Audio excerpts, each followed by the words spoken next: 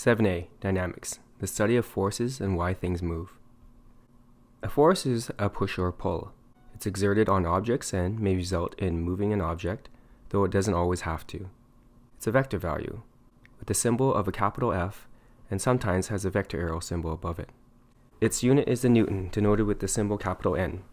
It has an equivalent unit which we may see periodically, which is the kilogram meters per second squared. All objects in the universe have at least one force acting on them at any one time. There are three fundamental forces in the universe. These forces are fundamental since they can be used to define the other types of forces, but they themselves cannot be described by simpler forces. The first is gravitational forces, which are surprisingly weak. The weak nuclear force, which are forces within the nucleus that are responsible for such things as nuclear decay. Remember your alpha and beta decay from grade 10 science. Electromagnetic forces, which are stronger forces that create the attraction between electrons and protons, as well as electron-electron and proton-proton repulsion. It's also responsible for magnetic forces. The strongest force of all the four is a strong nuclear force, which holds the nucleus together in spite of the close proximity of the like charges, the protons and protons. This table summarizes the four types of forces that we in Physics 11 will look at: the force of gravity, Fg, force of friction, Ff, normal force, Fn, and applied force, Fa. To best understand how forces can result in objects moving, we must remember Newton's three laws of motion, the first being the law of inertia. It states that an object at rest will stay at rest, while an object in motion will stay in motion unless an unbalanced force acts on it. That means to make an object move, to slow an object down, to speed it up, to stop an object, or to change its direction, there must be an unbalanced force acting on it. Otherwise, it will stay still, or it will keep moving at a constant speed in a fixed direction. Inertia is a property of matter. The more matter an object contains, the more inertia it also has. It can be described as matter's resistance to change in motion.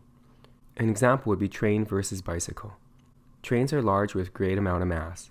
They are very difficult to get moving, they're difficult to stop, and it's difficult for them to turn. Bicycles, on the other hand, are easy to start, easy to stop, and can take tight turns. Simply, mass resists acceleration. They resist changing speeds or changing direction.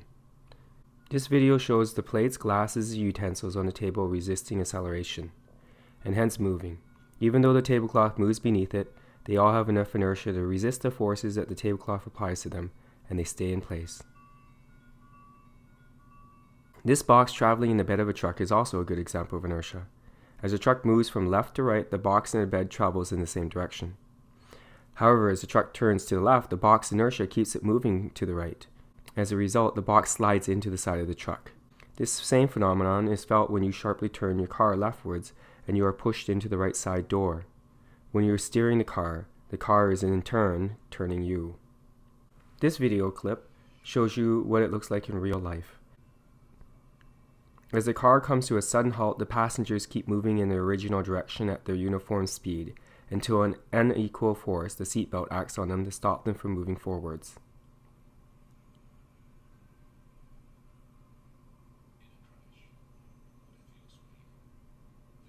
Newton's second law states an object will only accelerate, that is, speed up, slow down, or turn, when an unbalanced force acts on it. If all forces are balanced, an object will remain at rest, or it will remain moving in a straight line at a constant speed, which is simply Newton's first law. The rate at which the object accelerates depends on the size of the force and the object's mass. The relationship can be expressed using the equation F net equals mass times acceleration. In the formula, m is mass in kgs, a is acceleration in meters per second squared. The product of m and a results in a unit of force, 1 Newton, which is equivalent to 1 kilogram meter per second squared. This formula shows that acceleration is directly proportional force. So greater the push or the pull, the greater the object accelerates. Mass, on the other hand, is inversely proportional to the acceleration, which means that the greater the mass, the less acceleration that occurs, and vice versa. This video of the Apollo rockets launching show that they are very heavy, so they require large amounts of force. But even though there is lots of force from the rockets, their weight makes them accelerate relatively slowly at first. Because there is force applied, it will accelerate. But as the rocket launches and rises into the air, it begins to accelerate quicker and quicker. The reason for this is, as it rises into the air, it slowly uses up its fuel and becomes lighter. Newton's third law states that for every action force, there is an equal and opposite reaction force. The forces always come in pairs and they always equal out. The net sum of forces is zero. A good example of this is a shotgun. When a shotgun fires, sending a bullet forwards, there is an equal force backwards, which is called the gun's kick or kickback or recoil. The bullet is shot out with such force that the shotgun kicks with an equally large force, but in the opposite direction. Now the bullet accelerates forwards at great speeds, while the gun only moves a few inches backwards due to the difference in masses. The bullet has a tiny mass relative to the large mass of the gun.